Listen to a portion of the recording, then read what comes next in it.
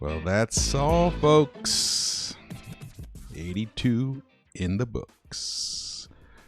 82 games in the books. This is it, the final regular season recap of the New York Knicks 2024-2025 season. It ended with 51 wins, the 51st win coming today, matinee against the Brooklyn Nets in Brooklyn, which basically it's a home game for the Knicks. The only starter that started was Mikal Bridges, and he played all of 6 seconds so he could continue his Iron Man streak. Now that I think about that, I kind of wish maybe Thibs had thrown at least 5 or 6 more of those throughout the season. These little 6-second starts for him and just let him rest.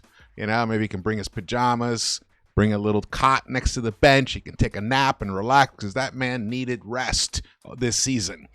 He played the most minutes of anybody in the NBA, and he continues to be, a marvel really that he could play that long for that many consecutive games, all the way back to junior high school, I believe, high school or something.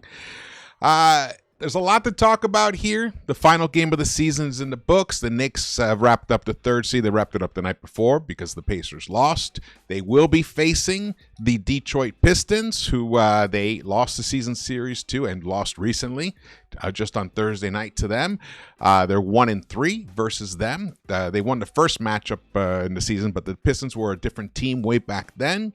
So we're going to look at that a little bit, but it's not going to be a full breakdown preview of the playoffs series for the Knicks.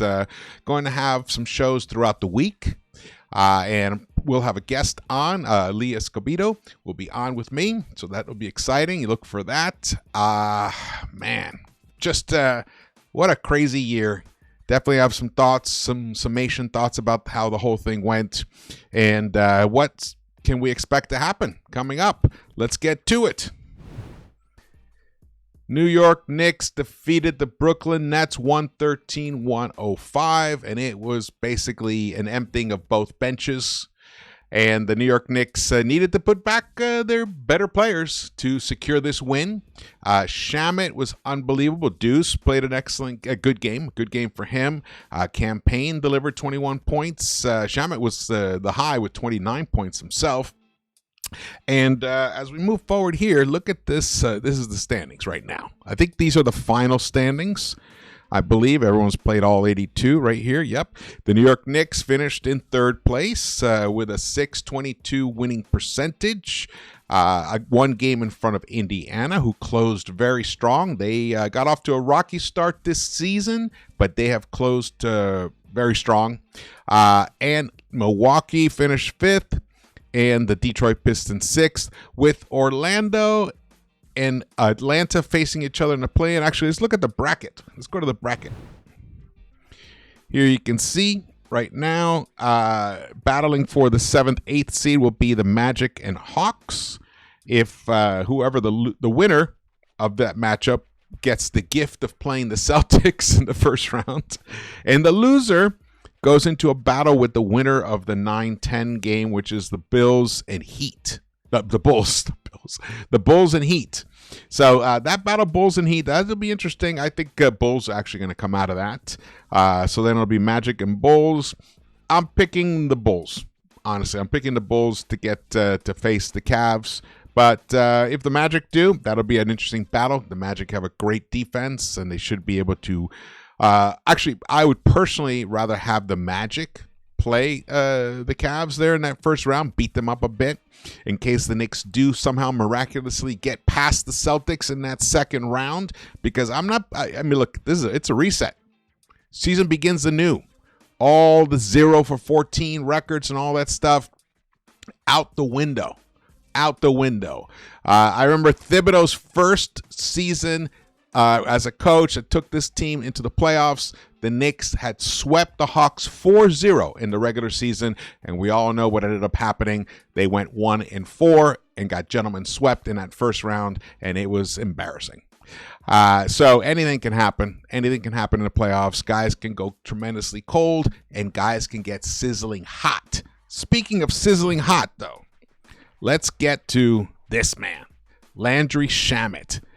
As the Knicks win tonight, he scored 29 points on 7 of 13 threes. He is going to be, I'm hoping that Thibs does this, though we know Thibs tends to go against what seems to be the rational choice or the better choice. He usually goes against it. He has his reasons, but somehow always ends up circling back around and finally getting there. Well, I'm hoping that Shamet is a legit part of this 8 or 9 man rotation in the playoffs. We know, Thibs plays 8 men in a regular season, so why would he expand it to 9? Well, sometimes situations just demand it. And this guy is shooting the lights out of late. Just lately, just in the last 10 games, he's shooting 47.5% from the three-point line alone. His field goal percentage is .671 right now. If you look back at how he started the season, pre-All-Star, he was shooting barely over 30%. He was shooting 30% from the three-point line. Now, inside the arc, he was shooting 63%, but that's not where we really need him. We need him behind the arc. We need him to be a sniper. We need him to stretch that floor, to be a long ball sniper, and he's proving to be that now. Thibs was glowingly praising him in the post-game today about his ability to find open spaces on the floor, those gaps, his cuts. His all-around game, he has a great, right now he's in such a great flow. He knows when to take a shot and when not to take a shot. He's not forcing any shots, and that's a key thing. He's not forcing any shots. This man could be a key ingredient for the Knicks to go deep in this playoff run here. He's got good size. Does he get burned on defense? Yes, he does get burned on defense here and there. But when you have a guy who's shooting just since the All-Star break, he's shooting 41% from the three-point line. You have to find a place for him on the floor. And like I said, 47%, almost 48% in the last 10 games. He has caught fire at the right time, perfect time to peak. In fact, let's keep going here. Ben Stiller tweeted out below, Shamet has become what everyone hoped he would be at beginning of the season before the injury. This is a positive going into the playoffs, no doubt. And then Tommy Beer retweeted that and added on top of it, not many bright spots for New York these last couple of weeks, but Shamet's jumper/confidence peaking is definitely one. Also, Mitch Robb, healthy, heading into the postseason is a huge plus. Speaking of Mr. Mitchell Robinson, Ian Begley tweeted this out about Thibs in the post-game interview. Tom Thibodeau, when asked about Mitchell Robinson, I like the way Mitch is playing a lot. Now there's no restrictions. There's no back-to-backs. He's talking about the upcoming playoffs. So he's in a good place. And then we also heard that I think Thibs was kind of frustrated about not being able to play Mitch in back-to-backs here and there, the injury recovery management. And now all those restrictions are off. It did create a very difficult final 15 games of the season, especially when you think about, no Brunson. Brunson's gone. He missed 15 games himself. So since March 1st, it's been a challenge for the team to create any cohesion. And then you heard Stephen Bondy the other day. I think on New York Post. So one of their interviews or whatever, he said that the Knicks the Knicks haven't looked good since Brunson's return, which is a bit alarming. They just haven't developed a cohesion. They haven't figured out how to play with him because they had to figure out how to play without him. So now they have to reincorporate him, which is kind of odd that it would take that much, since they did play with him for about 60 games before he went down. And he is the leader. He is their all-star. He is their captain. So it was interesting. But also when you think back at how the team was playing right before Brunson got injured, it was basically Brunson in crunch time. And he was delivering most of the time. But the rest of the Knicks, they were cooked. They were standing around just watching him, hoping that he'll just pull off a miracle. And he did several times. He finishes the season leading the league in most clutch points. And, man, It's just when you remove a player like that and the team's got to find a new identity, a new style of winning, which, it wasn't like they were world beaters or anything, but they had a winning percentage when Brunson was out, which is truly surprising. I thought we could easily, maybe we'd be lucky to be a 500 team, maybe just below 500, but no. The Knicks were able to get a winning record while Brunson was out. So that right there is a lot to be excited about, honestly. A lot to be excited about. While Brunson was out, what was the score? This is what I wanted to find out here. What was the record? So while Brunson was out, the Knicks, I think were 9-6. 1, 2, 3, 4, 5... Yeah, 9-6. That's respectable. A 9-6 record is very respectable with them out. And they had tough road trips, a tough game against the Clippers, Portland overtime, the Lakers overtime before that with the game that Brunson actually got hurt in. That San Antonio game was brutal, but they had a nice game against Miami. The Golden State game was tight, 97-94. Again, that was early on without Brunson. So the team learned a lot about itself, and guys like Mikal Bridges stepped up tremendously during that period, and OG Anunoby became a demon. He discovered his inner demon, and now we see it out on the court. But when Brunson returned, we kind of saw that dissipate a bit. Same with Mikal as well. This time, right now, this rest between today and when they play next, which could be next Saturday or Sunday. I'm hoping it's Sunday. I'm hoping they get a full week's rest. So if it is next Sunday or whatever it is, they get some rest right now, but they're also going to get inundated with so much content and information from the coaching staff and from the prep squads, from the prep staff of the tendencies of the Detroit Pistons. It's something that you just can't focus on too much in the regular season, but in the postseason you do, and everything changes then. All right, keep moving here. New York Basketball tweeted this out, and it's fabulous. Brunson's final season stats: 26 points a game on almost 49% field goal shooting, 38% from three, and he averaged 7.3 assists. It's a career high.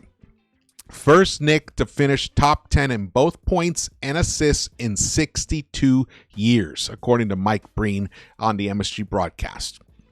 And I think it was Richie Guerin who was the last time. So that's the type of season Jalen Brunson has had. And it's kind of gotten forgotten a bit with his injury, with the way Cade has stepped up, with the issues with the Cavs, the Knicks have with the Cavs and the Celtics. What's been forgotten is truly that Jalen Brunson has had one of the most miraculous seasons as a New York Knick has ever had. And that cannot be downplayed in any way, shape, or form.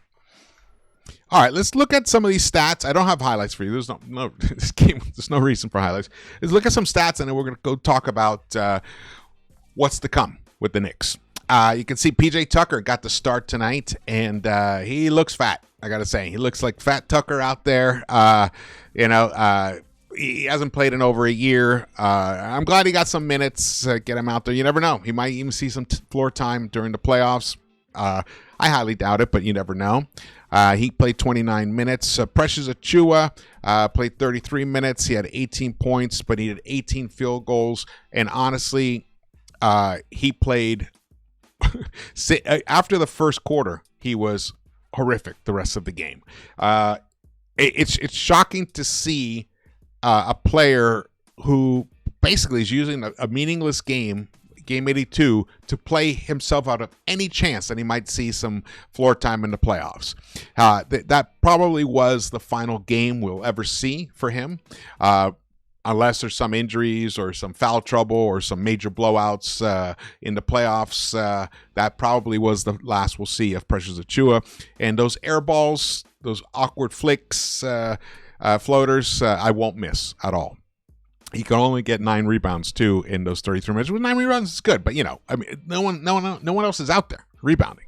So Mikal Bridges, less than a minute, 6 seconds he played. He just needed the start to continue his record. Campaign. Okay, what's nice? It's nice to see Campaign. He will be in the rotation in the playoffs, most likely. He played 34 minutes, 6 of 13, 3 of 7 from the three-point line to go along with his 7 assists and 21 points. But Deuce McBride hit some big buckets when the Knicks looked like they were about to give up the lead. Actually, they did give up the lead several times. They did have to battle back to get it, and Deuce was a major factor in hitting some big buckets to break some scoring droughts. 3 of 9, and we need him to do that because he will definitely be playing in the playoffs, will be a key member of that. He showed last postseason, that he's not afraid of the big moments in any way, shape, or form. He's ready to step into the spotlight whenever he's called, his number's called, and he's ready to step in and take the big shot when a team needs it. Love that about him. Kevin McCullough finally got some time, 22 minutes for him, wearing RJ's former number 9. 4 points for him, 8 rebounds in 22 minutes. That's what I'm kind of saying, the 9 rebounds with Precious. Precious is the kind of game Precious should have had like 14 rebounds or something. And let's see, to note here, DeLon Wright did see some time here today. Big question mark whether he'll see some time in the playoffs. I would like it. Personally, I think I prefer his size over campaigns.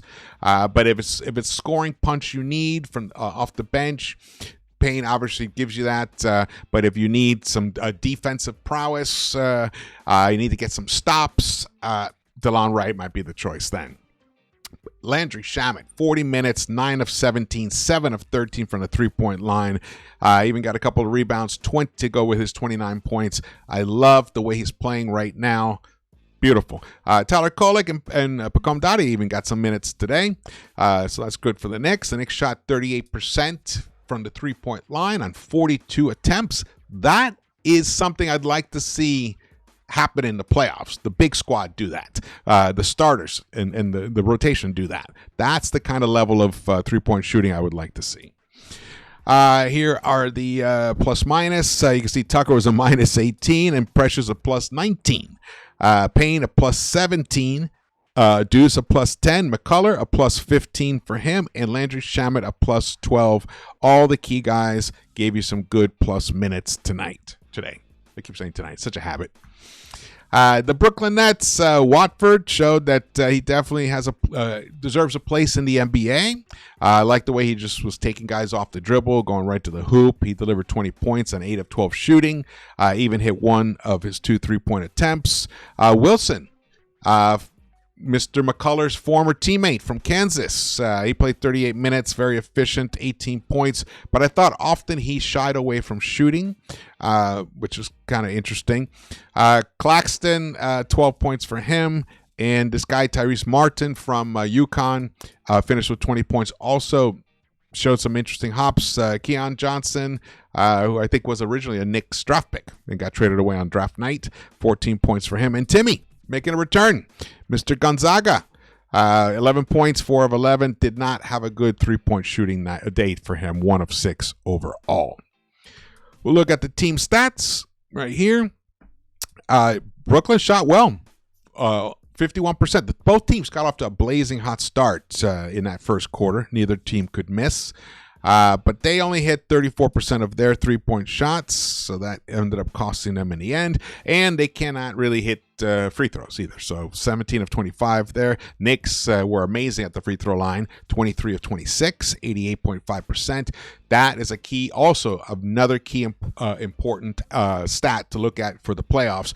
The free throw shooting. Knicks are one of the best free throw shooting teams in the NBA. And come crunch time and those playoff games where every single possession and moment and decision matters, hitting your free throws is going to be essential. Games that we have not hit our free throws have cost us some of those big games. If we had hit free throws against the Celtics, we would have won that game. That game would have been over. So things like that are where the Knicks have to tighten up, but they are one of the better free throw shooting teams in the NBA. The rebounding battle was pretty much even.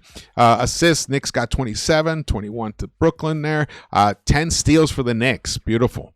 What else is here to note of import? Points conceded off turnovers. The Knicks destroyed the Nets in that battle, and that really was the ultimate difference in the game. They were, a plus 19 in that category. 31 points conceded off turnovers for the Knicks. for the Nets that the Knicks got, and 12 in reverse. Points in the paint, Nets won that 48-36. Knicks didn't really have much paint presence. Precious was the tallest guy we had out there. Our largest lead was 9, and the largest lead for the Nets at one point was 10. Let's get back to this here. All right. So let's look at a couple of things. A couple of things of interest when it comes to the playoffs. Oh, this is not what I want. Sorry, people. Thank you for bearing with me here. All right, here we go. All right. So these are the final stats for the season for the New York Knicks. Jalen Brunson, as mentioned before, finished with 26 points. Karl Anthony Towns was second on the team with 24.4 points per game. He shot overall for the season 52% and 42% from the three-point line. Karl Anthony Towns on 4.7 attempts. Now, that is a number that needs to go up. Partly, I think it's mostly because of Towns. He is bypassing any kind of attempt at the three-point line that isn't completely wide open. He's not forcing any threes. You know, there's obviously positives to that.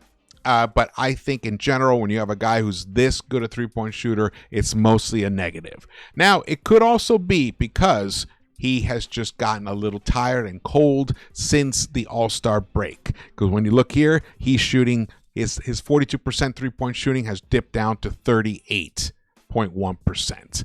So he's not as efficient. He's 4% less. But the attempts are still up there, 4.6 overall. He is averaging 23.8 points per game. You would have thought, while during those 15 games that Brunson was out, that maybe Towns' scoring would jump up, maybe be more around 28 points a game. No, it didn't. That was made up by OG Anunoby, who has been averaging 21 points a game since the All-Star break. Mikal Bridges at 17.5 points for him. Josh Hart has dipped to 11.3 points per game. He's shooting 45% overall, 32.5% since the All-Star game, and since he was basically diagnosed with his runner's knee.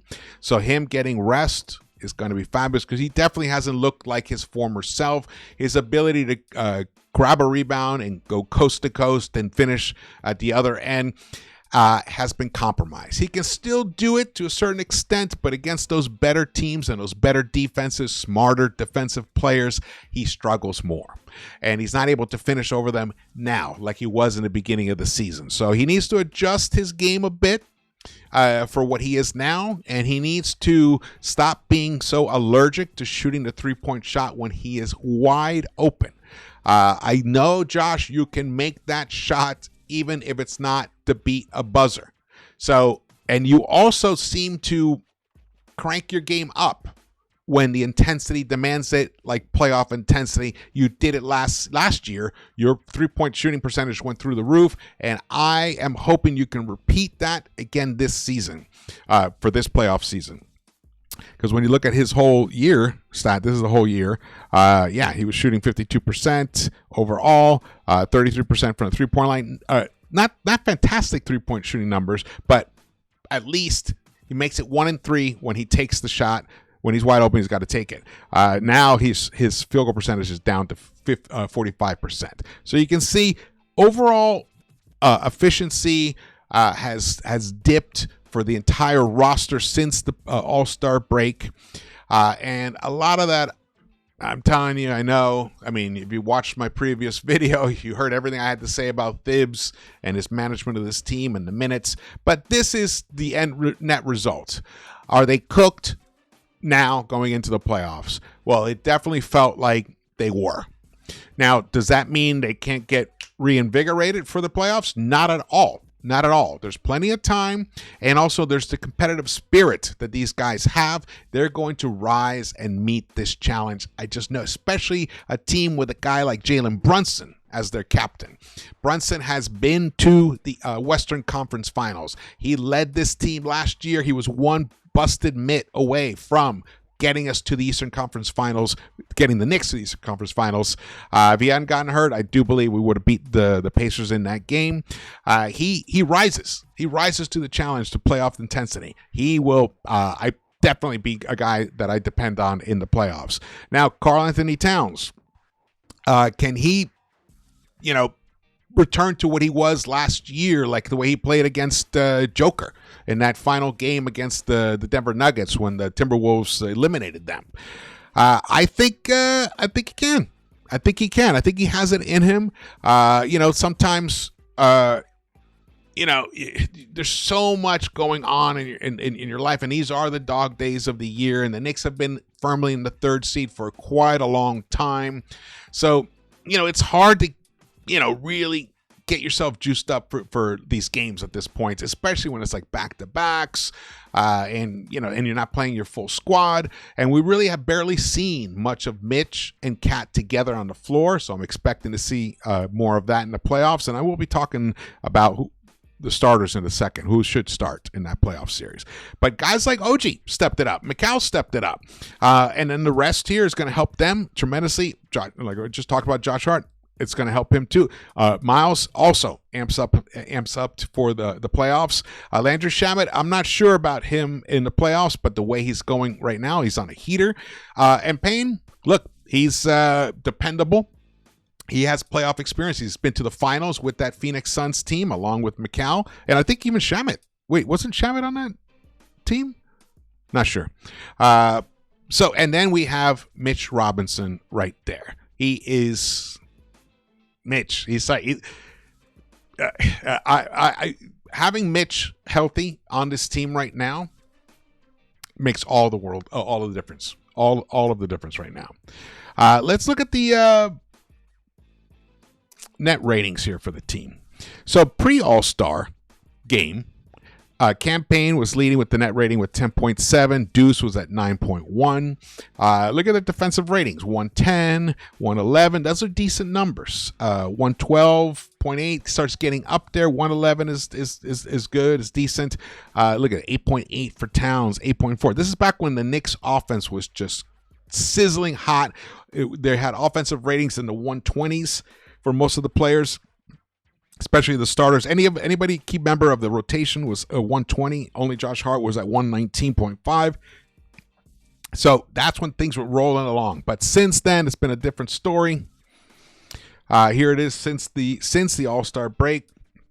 You can see even the net ratings are down, but Payne and is still up there, 6.1. Even though he might need to give up some minutes to Shamet or DeLon Wright, depending on the situation. But Shamet should get his minutes from what Precious used to be in the rotation.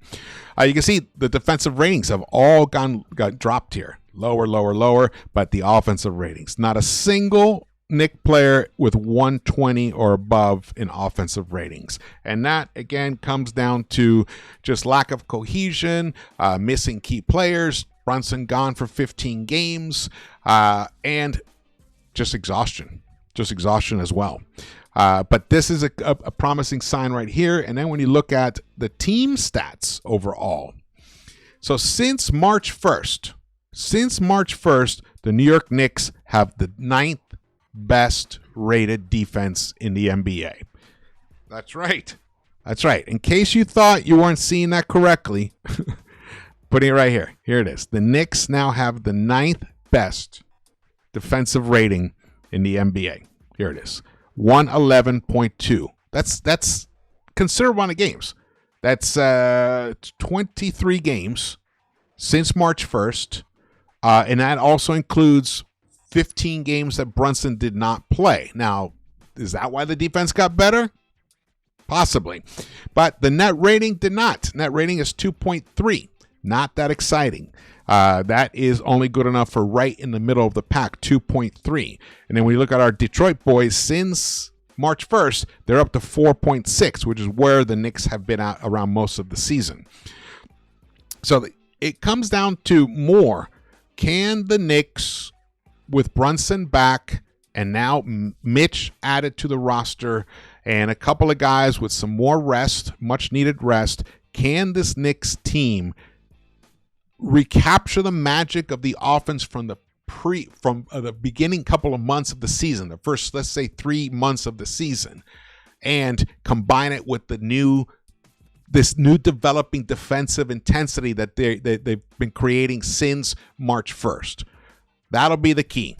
Now, knowing a Tom Thibodeau team and Tom Thibodeau himself, I think he will put so much emphasis on defense that the defense will be there, especially against the Detroit Pistons. I do believe the defense will step up.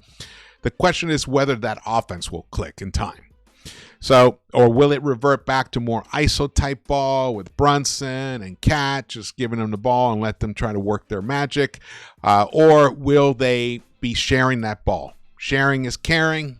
Clyde always says, will they be the version of the Knicks that, passes 30 plus time, gets 30 plus assists a game? If it's that version plus the defensive version of this, Knicks could take care of business against the Detroit Pistons. I'm fairly confident I was going to say that. I was going to say fairly easily, but it's not going to be easy. It's not going to be easy. So this is here. This is since March. So if you just look at the whole year, though, so in totality, defensive rating for the season, the Knicks are 13th now, which is much better than what they were. I mean, when you just look back how they played in just in November, their defense was, look at this, 23rd. 23rd. So, for them to finish for the year 13th is a big improvement for this team. You usually want to be in the top 10, but we're right there, not too far, less than a point per game from the top 10 in defensive rating. That's the way they calculate it is points scored per 100 possessions, or points allowed per 100 possession. That's how the ratings are measured. Offensive rating, Knicks are 5th, though, overall for the season. But I did show you that they've definitely waned since the All-Star break. Net rating, they are 8th now overall, behind the Houston Rockets, but the Detroit Pistons are down here, 2.1. But it's also more about how are you playing lately. So that's what needs to be kept in mind. And right now, the Pistons look hotter than the Knicks. They look like they're more cohesive. They look passionate. They're young. They have energy. But will all that matter in the end? Will that make a difference in the playoffs? All right. So there's an interview of Cade Cunningham going around on social media of him. He's saying, basically, that he feels they feel good. They feel really confident about their chances against the Knicks. The thing is, Cade, you haven't played a game that meant anything since you were at Oklahoma State, and you lost in the round of 32 in March Madness. So you haven't played a game with any kind of real intensity since then. Playoffs are a completely different animal, something that the Cavs had to learn on their own, something that our Knicks had to learn on their own. It can be a very it can really throw you off your game. And Cade, I can see him get caught up in the moment, try to be the man, try to start forcing some shots, gets called for some charging calls, gets called for some traveling, that three-point shot that you've been hitting, suddenly you start missing here and there, you start tightening up, and then you start looking around for your other guys, but your other guys, what kind of playoff pedigree do they have? Tobias Harris? He has nightmares of the Knicks from last season. And who else? Paul Reed? Come on. I can't even think of anyone else. Timmy Hardaway Jr.? I don't even think he was even a factor with the Mavericks last season when they went through the playoffs and got to the finals. So it's not like they have much to draw upon. Meanwhile, this Knicks team with Brunson, OG, Hart, they have been through it last season. Mitch in the playoffs. Deuce is battle tested. Towns had an excellent playoff run last year. I mean, his stats weren't fantastic, but his team did great, and he delivered in key moments, like I mentioned before, against Denver in that series. This team is battle tested in terms of the playoffs itself. It's whether that intense hunger and that obsession to win is going to materialize for this team. Now, we know that the Villanova boys have that. We know it. They're champions. And you saw how pissed OG was in that Cleveland game at the end of the Cleveland game. He was fuming. He was fuming. Was it the Cleveland one or the Detroit one? Whichever one, whichever last game he played. I saw a clip of him while everyone else was shaking hands and stuff. He was just steaming. These guys don't want to lose. And even though it seems like there's a lot of pressure on this Knicks team to advance and move on, or it'll be a catastrophic failure. Well, guess what? That's what life is like when you become one of the better teams. Every team that finishes in the top 3 in each conference is going to feel that pressure. Top 4, you can say top 4 even. It's going to feel that pressure to deliver and win. And if you can't handle it, then you go home. Then you weren't really that kind of team. So we're going to see. I'm excited to see it. I can't wait. But I have a lot more breakdowns for you guys coming up this week. So stay tuned for that. It's going to have some live shows, some interviews. Man, I'm excited for that. I'm excited. I can't believe 51 wins, back-to-back 50-win teams. I've had a lot of issues with the coach itself. It's been a weird ride the whole time, but the talent on this squad is undeniable. It's just a matter of whether that talent will band together and rise above. The whole situation and deliver to us, who we have been waiting forever for a team to be incredibly excited about. Last year's team was exciting, but with all the injuries, it was like trying to figure out, well, how far can they do this? Can Randall return and help? Can OG return? OG did try to return. Oh, no, it didn't really. This year is completely different. Completely different. And it does seem like the fans' confidence is lower this season than it was last season going into the playoffs. Well, I'm here to tell you guys, let go of that. Let go of that. This is it. This is crunch time. This is eye of the tiger time. This is what I was talking about in the previous video. When you're in a moment when you have to win, you just lock the fuck down and you take your opponent down. I want to see that. I cannot wait to see that. It's going to be exciting. And the Pistons are a great opponent to go up against. I love it. I love it. That's what playoff basketball is all about. I'm so hyped right now. Man, I cannot wait. Cannot wait. All right, guys. Thank you so much for watching this. Again, my name is George. Please follow me on social media here, Knicks-Verse, and share this video. Hit the thumbs up button for me. Drop your comments. Definitely want to hear your thoughts and feelings about anything Knicks, everything Knicks. I did promise to mention who I thought should start. Well, I personally believe that Mitch Robinson should start over Josh Hart. Yeah, I think Josh Hart coming off the bench, he'll still play the same amount of minutes. Him coming off the bench, give you that boost of energy that he brings, that scrappiness. That's what that second unit desperately needs to go along with what Deuce brings you and what Shamet gives you. I think that would be a nice combination there. And then Mitch and Kat can be given time to start developing some chemistry between each other. They didn't get enough of that in the regular season. But I believe in the Twin Towers lineup. We saw a bit of it against the Cavs. Wait, was it against the Cavs? Yes, it was. No, it was against, who was it? It was against the Celtics. Sorry, it was against the Celtics. There's been so many big games lately. It was against the Celtics, against Cornette and KP. We saw a bit of Mitch and Cat together. I want to see that in the playoffs. I want to see as much Mitch as possible. More cowbell. Give me more Mitch. Give me more Mitch. I want Mitch in the playoffs. I want him to throw the other team off their rhythm. I want him to be there as an intimidator, as a deterrent. You want to come into the paint, you will be punished. I want that doubt in their minds. I want them to be out on the three-point line second guessing whether they should try to drive past Mitch or try to shoot over Mitch. I want them to get caught up into those thought patterns. He's a disruptor.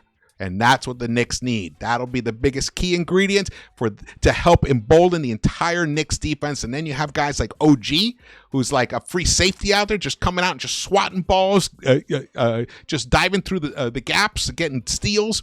Mikal Bridges getting some steals. Josh Hart. I want to see all of that. And Mitch's ability to deflect, his ability to like jab, the way he jabs his hands out at the offensive player, it's very disrupting. He needs more time on the court. And it'll make Cat's life much easier. And I think here's the reason why Mitch on the court helps. Even though you think, oh, well, the floor spacing. It's going to help Cat. Cat's not going to have to work as hard on the defensive end, and he doesn't want to. We've seen Cat take the first, second, and even third quarters off defensively, but then show up in the fourth quarter, and he gives you a block. He has a nice defensive possession here and there. He can do it. He just can't do it for 48 minutes and give you 35 points on the other end. So I think we're going to see a Cat that gives you 30 plus points on the other end because he has a Mitch Robinson covering his butt defensively. And that's going to help everybody out on the court. All right, that was my little bit of a playoff preview. Thank you so much for watching this. I will see you around. Let's go Knicks. See you around the Knicks-Verse. Let's go.